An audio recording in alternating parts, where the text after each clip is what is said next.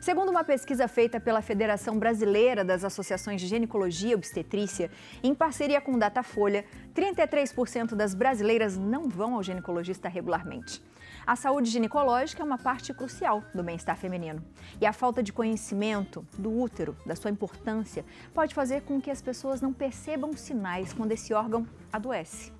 Para falar sobre os cuidados que nós mulheres devemos ter com o nosso útero, a gente conversa com o ginecologista Dr. Fabiano Serra. Doutor, seja muito bem-vindo. Obrigado, Abi. Tá super elegante hoje, hein? Obrigada, doutor. Obrigada. Segunda-feira. Começar o mês, né? Começar o mês. Começar o mês. Doutor, quando a gente fala de útero, né? Geralmente as mulheres ficam assim, eu tenho muito medo de um dia ter algum problema e ter que retirar o meu útero, enfim, acho que a maior preocupação é essa. Mas existem outras preocupações que de repente nem começa no útero, mas pode chegar até lá, né, doutor? Qual que é a função do útero no corpo da mulher? É engraçado isso, né? Porque todo mundo acha que o útero tem uma função além da de gestar, e não tem, Abi. Então o útero ele só serve mesmo para a gestação. A gente não tem nenhuma outra função uterina. A gente tem que separar o útero de ovários, né? Porque os ovários sim têm outras funções. Mas o útero em si só serve para gestar mesmo. Então, é aquilo. Chegou no final da vida reprodutiva, já tem os filhos que deseja. Se eventualmente precisar tirar o útero, não é o fim do mundo, porque ele não tem nenhuma outra função além dessa. E sempre teve isso, né, doutor? Eu acho que até hoje tem muito isso, né? Mas eu tenho um problema, eu tenho que retirar e agora, né? Eu acho que é uma coisa meio feminina mesmo, cultural. Na verdade, as mulheres associam o útero à feminilidade mesmo. Sim. É como se elas fossem se tornar menos mulheres por conta da ausência do útero. Exato. E a gente já sabe que na prática isso não é um nada grande a ver, né, tabu, doutor? é um grande mito realmente que tem por aí. E existem muitas doenças que acometem o útero, doutor? Existem, Abi. Se a gente for começar das mais comuns para as mais infrequentes, eu diria que a primeira delas é o mioma, que todo mundo já ouviu falar, né? Talvez o mioma seja uma das doenças uterinas mais frequentes. Na sequência, a gente teria ali os pólipos uterinos, que aparecem principalmente na pós-menopausa. A gente tem a adenomiose, que é quando a gente tem como se fosse endometriose infiltrando todo o músculo interno do útero. A gente pode até mostrar ali no quadro, hein? Vamos mostrar? Qual que tá? Então volta no mioma. Volta no mioma.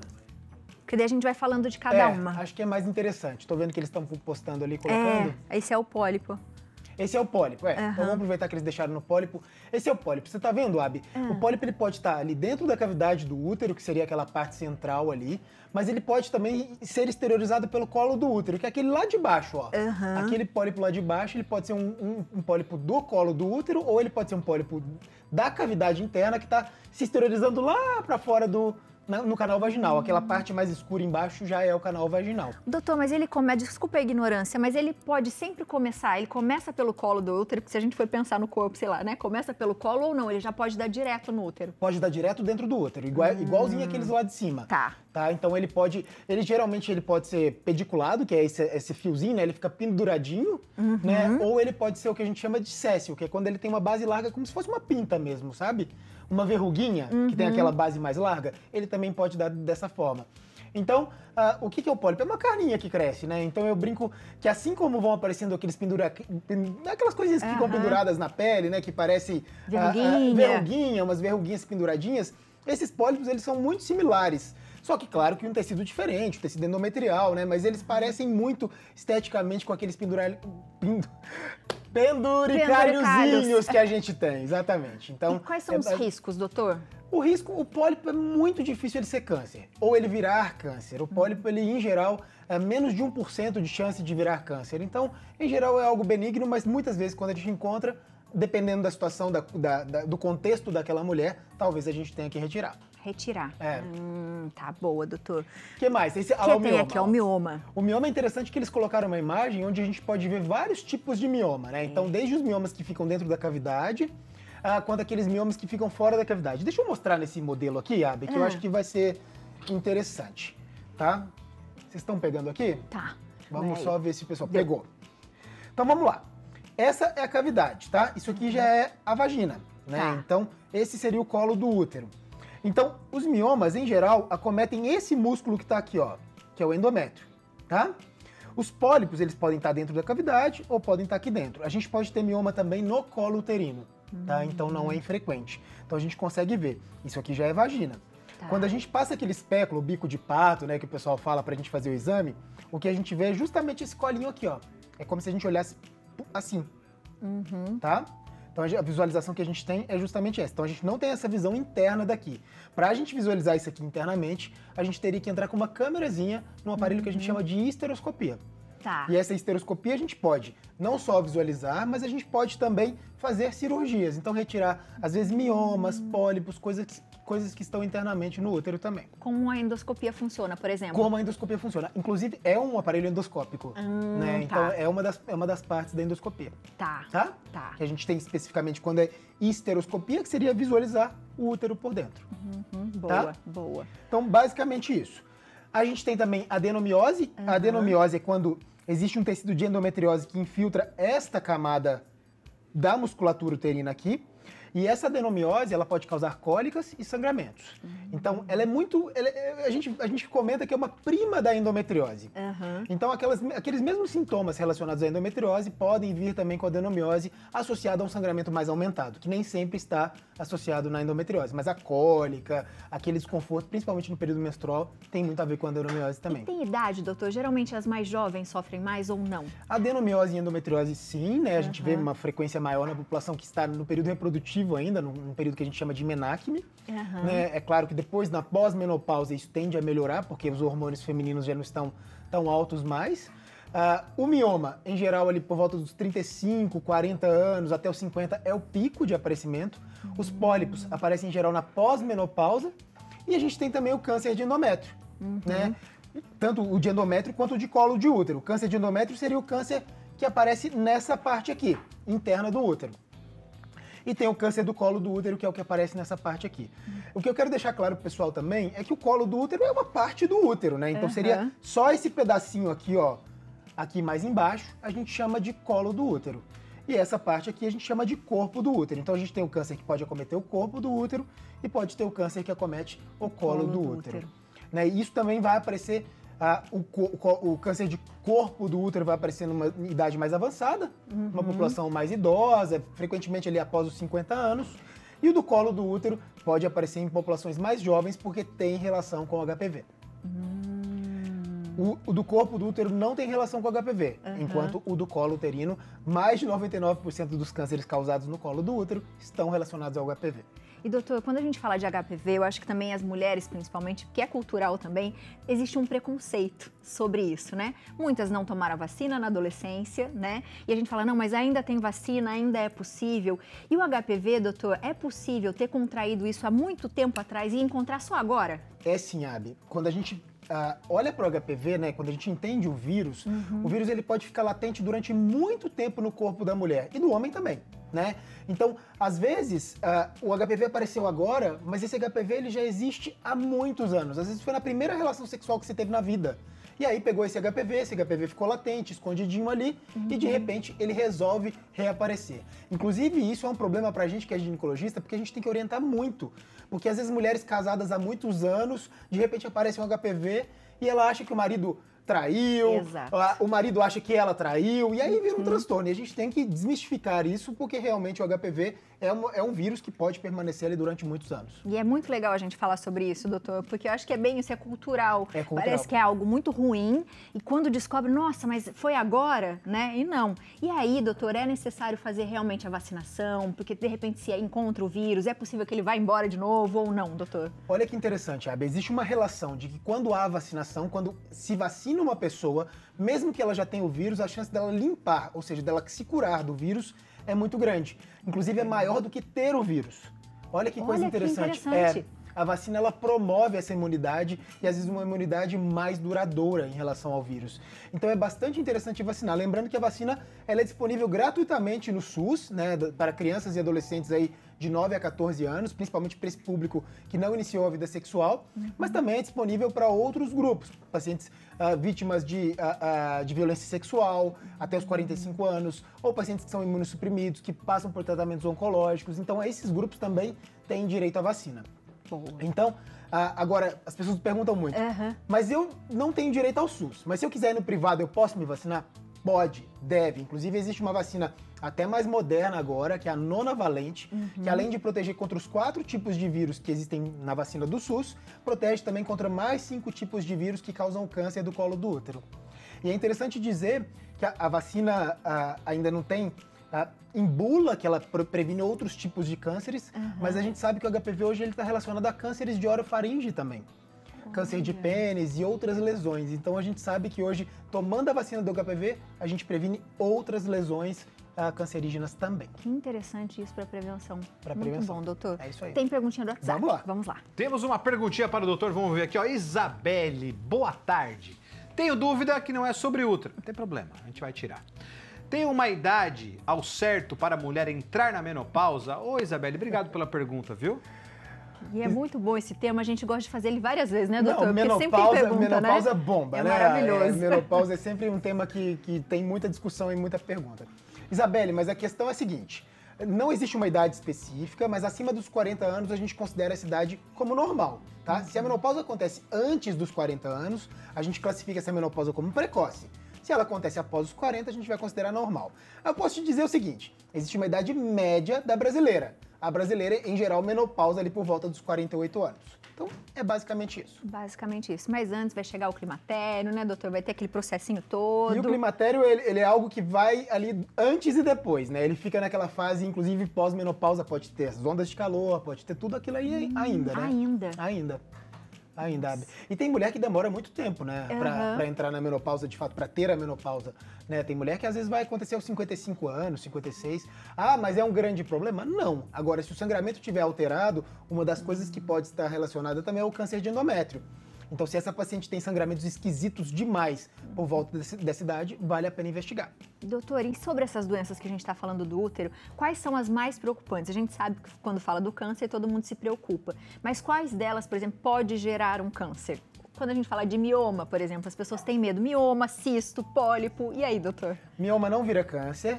Existe um tipo de sarcoma, que seria o leiomiosarcoma, que ele é um tumor também do corpo do útero, tá? E ele aparece nas imagens exatamente como um mioma.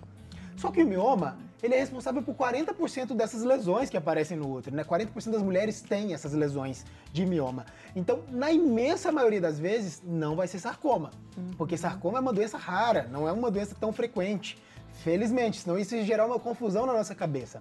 Quando que a gente vai suspeitar de sarcoma? Aquela mulher que não tinha mioma no exame do ano passado e de repente esse ano fez um exame que tem um baita mioma ali de 10 centímetros, 12 centímetros.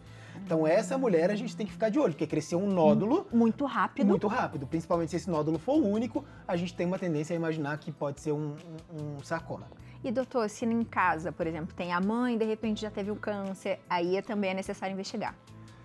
Olha, Abi, você sabe que essa genética, ela depende muito mais dos hábitos de vida da pessoa do que tudo, assim, porque, por exemplo, se a gente for pensar no câncer de endométrio, ele tem muito a ver com obesidade, com síndrome metabólica, então aquelas pacientes que são diabéticas. Então a gente vê isso muito mais numa população que é frequente, ou aquelas pacientes que têm síndrome dos ovários policísticos.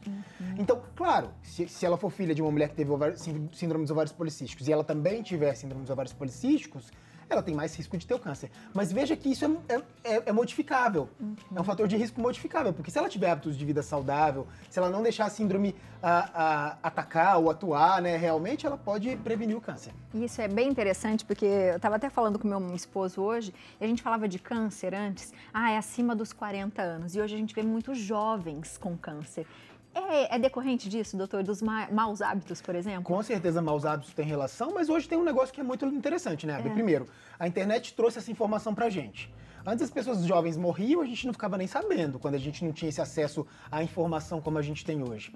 E o outro dado é que a gente faz diagnóstico, né? As pessoas muitas vezes morriam no passado, as pessoas não sabiam nem por que essas pessoas morreram, né? Então hoje a gente faz diagnóstico e fica sabendo de que as pessoas morreram ou por que elas tiveram, se elas tiveram doença e foram tratadas, né? Enfim, hoje inclusive tem mais tratamento, hoje se morre muito menos. Exato. Então a gente diagnostica mais, morre-se menos, mas tem muita relação também com os hábitos de vida, sem dúvida nenhuma, porque alcoolismo, né, etilismo, obesidade é um dos fatores de risco mais importantes no câncer e as pessoas não pensam nisso, né? Então, ser obeso, ser portador de obesidade aumenta o risco de ter a maior parte dos tipos de câncer. De todas as doenças quase, né, De todas doutor? as doenças quase. Ai, tem mais perguntinha de Vamos WhatsApp? lá. Vamos lá. Mais pergunta pro doutor. Doutor é sempre bom aqui, viu? Elza Alves, de Osasco, hein?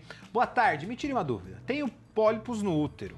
Diz os médicos que eu preciso tirar por doer e sangrar muito. É preciso tirar com urgência? Abraço a todos vocês. Elza, obrigado pela pergunta, viu? Abraço para você, Elzinha. Ela falou de dor ali, né, doutor?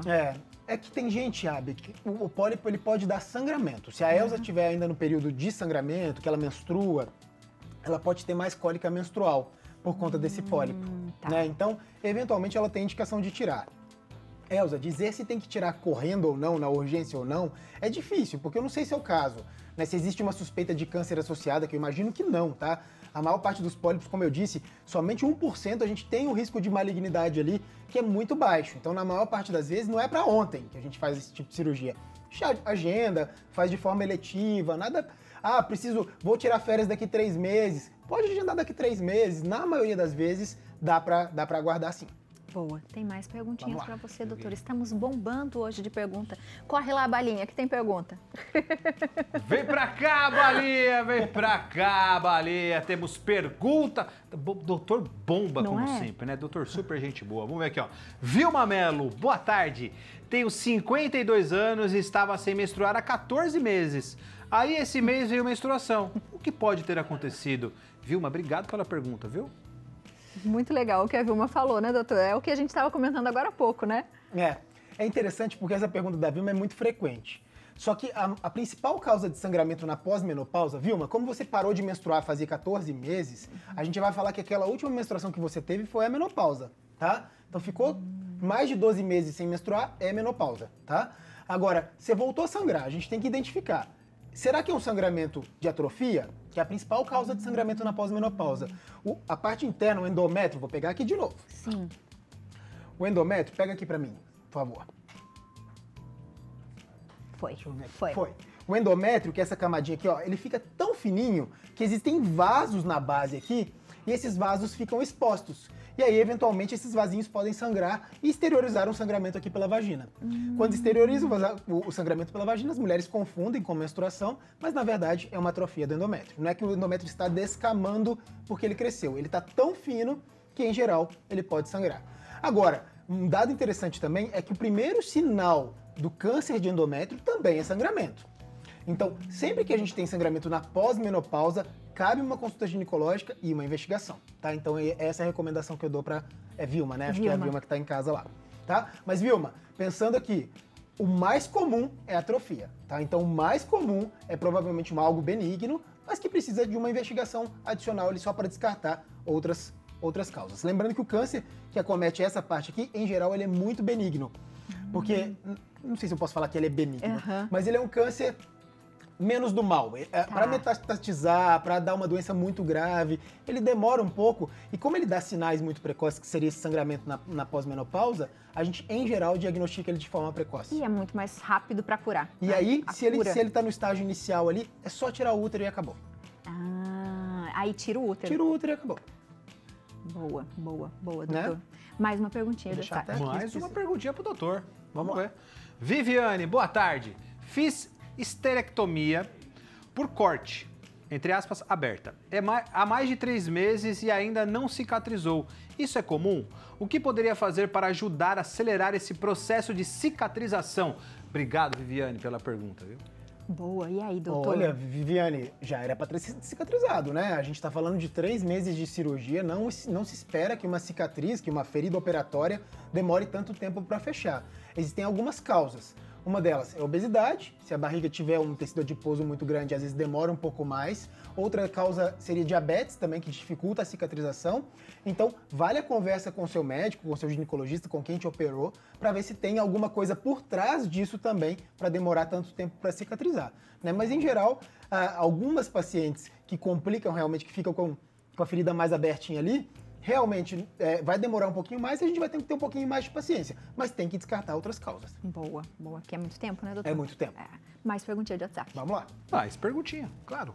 Sara Gomes, boa tarde. Gostaria de saber se eu, por exemplo, que só tenho um ovário, se acontecer algo, posso tirar o outro? Obrigado, Sara, pela pergunta. E aí, doutor? A pergunta da Sara é interessante porque ela não me fala a idade, né, Sara? A idade, pra mim, seria o mais fundamental, a informação mais importante aqui dessa história sua pra eu saber se tirar o ovário agora impactaria ou não na sua vida. Porque se você tiver menos de 40 anos, menos de 45 anos, com certeza impactaria muito, Sara. Porque os ovários, eles são responsáveis pela produção de hormônios. E esses hormônios, eles são fundamentais para a manutenção de massa óssea, para a manutenção de saúde, né, como um todo. E tirar um ovário numa mulher muito jovem, isso é prejudicial a longo prazo. Então, essas mulheres que tiram os ovários de forma precoce, a gente precisa iniciar a terapia hormonal desde muito jovem. E é uma terapia hormonal diferente das mulheres que estão no climatério e na menopausa. A gente precisa entrar com doses maiores de estrogênio para simular aquilo que ela viveria ainda com a produção dos ovários. Olha que interessante. Então, se ela tem ela já deveria estar verificando isso também, porque pode estar faltando ou não precisa. Esse ele dá conta. Ele é como dá se a gente conta. tivesse um rim. Entendi. Um rim funciona, um ovário funciona também, um testículo funciona também. É tudo... Se eu tenho tá funcionando. Funciona. Doutor, muito bom. A gente começou falando de um tema e foi para outros, e isso é maravilhoso. A Sara vai fazer quanto? 35 anos, doutor? 35, muito jovem, Sara. Não é para tirar o ovário agora, não. Boa, ela tá de olho, né? Um beijo para você, Sarinha. Você tá jovem ainda, né, doutor? Tá muito jovem, super jovem. Então não faça isso. Não tire esse ovário.